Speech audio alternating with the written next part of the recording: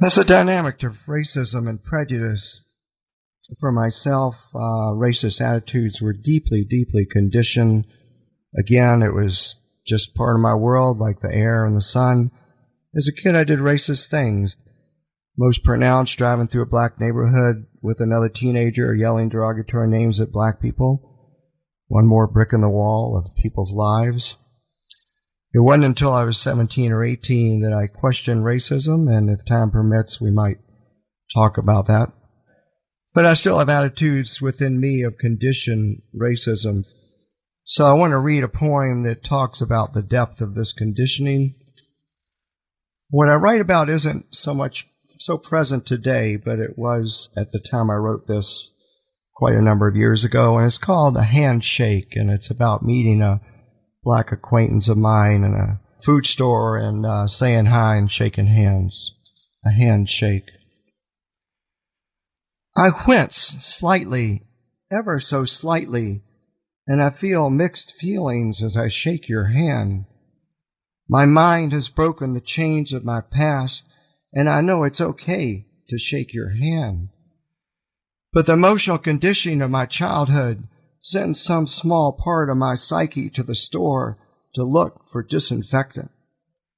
While once again I feel the pain, the lifelong pain, the wretched pain from the almost hereditary teachings of my southern boyhood home. Thank you. All right. And we'll take calls later in the hour, so if you want to join the conversation. Reverend Lew Powell, let's hear about your childhood. I suspect it was a little different than Mr. Drake's. It was somewhat different. I grew up in a section of the Norfolk County of Virginia, which is just across the Elizabeth River from Norfolk. And that section was still in the county at that time, not in the city of Portsmouth. But as a youth, my earliest memories of schooling took place in a small Baptist church. Well, I shouldn't say terribly small. It was pretty large for that community. I went to kindergarten there. There was no public kindergarten. The public schools, obviously, at that time in Virginia were fully segregated. I went to a 3-room school from first grade through third grade. Then for the fourth grade, I went to a 2-room school, which was in another community, an area, well, I guess affectionately called West Norfolk, where there was a huge chemical plant, which there's another story about that some other time. And then back for my last years of elementary school, back to the 3-room school. So my 6th grade was in the 3-room school. Going off to junior high school and to high school, I passed 4 other schools on my way to school. I went to a section of the county called Crestwood, which is on the other side of the county, southern side of the county, and I passed by a school right in my own neighborhood, a high school, Churchland High, passed by another Normandy, I.C. Norcom, Woodrow Wilson, before I even got to my own school. 17 miles to go to school every day.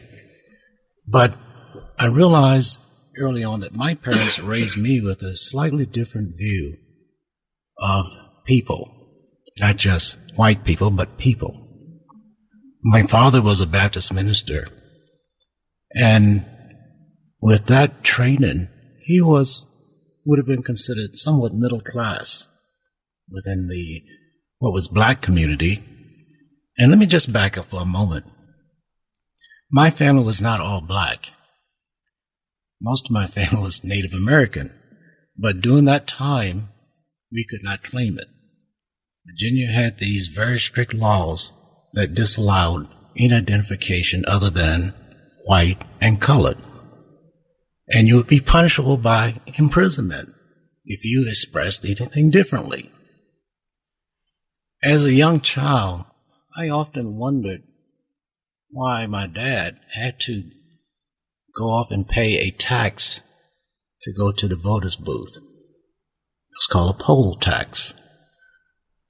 And he also had to take a test, even though my father was probably far more intelligent than the person rendering the test and knew more answers. My father knew more about the Constitution than most legal constitutionalists.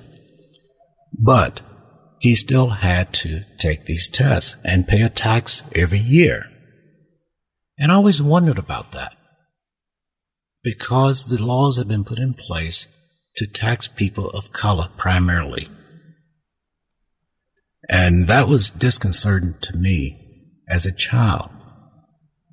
Not only did I pass 4 high schools on my way to school, I passed places of eateries and shops, and even places confectionery stands that I could not enter. At 12 years old, I recall being offered the opportunity on a Saturday afternoon to clean one of those confectionery stands near my home. And I would go in the same section I'm cleaning. Other people are sitting down who are not people of color, eating their ice cream. The people of color could not even come into the building. Now, that was part of the differences that we experience. And I know that I don't like to use a phrase racism very often, but it does pop up. I prefer to use preferences and privileges. And those are different phrases for me, because the preferences that were given to people and the privileges that were granted were quite different. In the same building where this confectionery stand was a post office. There's separate entrances, and everybody at that time had a post office box. I remember to this day our office box number was 272. It's amazing how these little things stick in your brain. But it was just interesting to live through that. My parents did not teach hatred. I can say that categorically.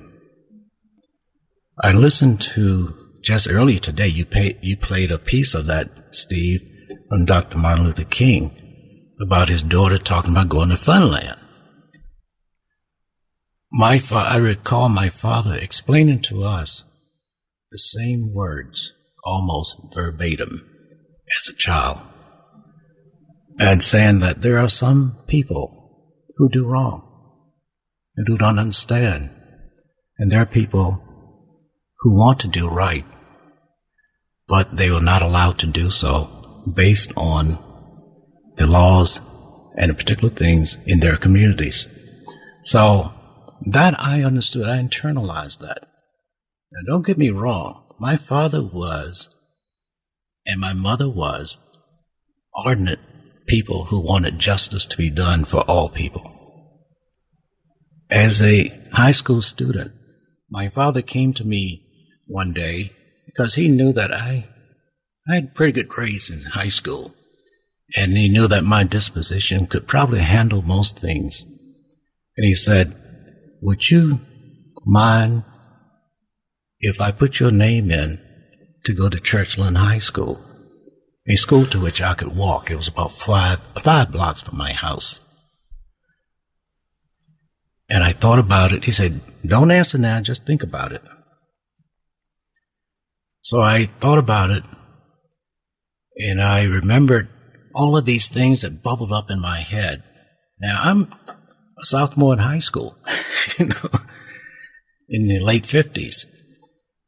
And one of those things that bubbled in my head was that I had a sister who was an elementary school teacher. And I'd heard and knew of all these stories about people, if someone in the family was adventurous, that the family suffered totally. And I'm not sure to this day if my older sister, knows my decision. She probably doesn't even know what happened. But I finally got back to my father and said, "Dad,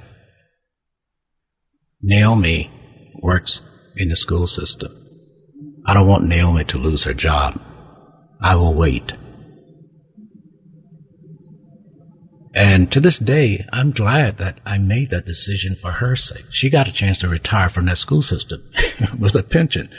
So that was the era, because retribution was part of the life that we experienced from those who thought they had power. There were other things that were taking place during my time that we started rebelling. We rebelled in high school. I remember if any high school students are listening today, don't do it. There were some dress codes at that time for our high school. I don't know if any of you recall those Chico trousers that were almost beige colored. We wore the black sweaters, wool hair sweaters. And one day we decided not to wear them. We switched into something else, a group of us. And of course we were kicked out of school for about a half a day. Called our parents and they applauded us for doing this. But we lived through that. And of course I was back in school the next day. But these are types of experiences that I recall from that era, because we could not go out into the theaters, could not go into the restaurants. The fast food places were non-existent for the most part of that during that time. I'm 3 years older than Bill, so I can appreciate not having those things available. But also I understand, Bill mentioned briefly his church. There was a church in my town that would pass by, and they still flew the Confederate flag outside. Those were subtle signs that was not a place to even attempt to enter. And that's what many of us who were people of color realized during that time. Those were hurtful experiences.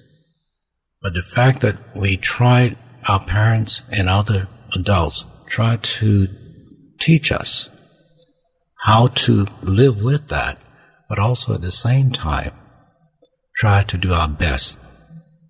And my wife and I attended my 50th high school reunion almost 2 years ago.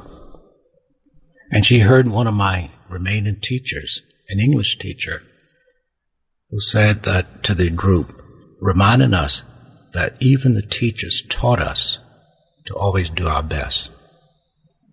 One of the things that resonates in my ears all the time from my father and my mother both, but primarily from my father, was that if you're going to do a job, he always said to do it well or not at all.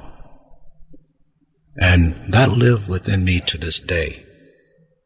And I think many people from my era understood that from my community. I know that there were people who expressed the other side of racism and said that all white people were bad. And some never grew into what I consider mental maturity. But I still think that that story is still unfolding. I'm not sure what the end will be. But my hope is that at some point in time, we'll find a way to live with each other without living against each other. I'm going to stop here, Steve.